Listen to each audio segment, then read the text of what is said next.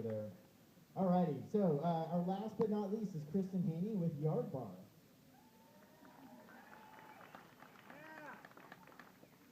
Here in Austin, we love to talk about how dog-friendly we are, but when it comes to our dog parks, we actually kind of suck. Most of our parks have no fences, no restrooms, and no supervision. Between work and happy hour, you rush home to get your dog to the park, and if you're lucky enough to find a parking spot, you might also find a broken-down lawn chair to sit in while you count the minutes till you can get out of there and go meet up with your friends.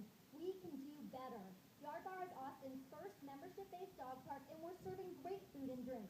By providing a 20,000 square foot park, play equipment, and staff to scoop the poop and keep the peace, we're already way ahead of our competitors. Yard Bar offers you an awesome place to hang out. Space heaters and mister fans, hot coffee, and cold beer.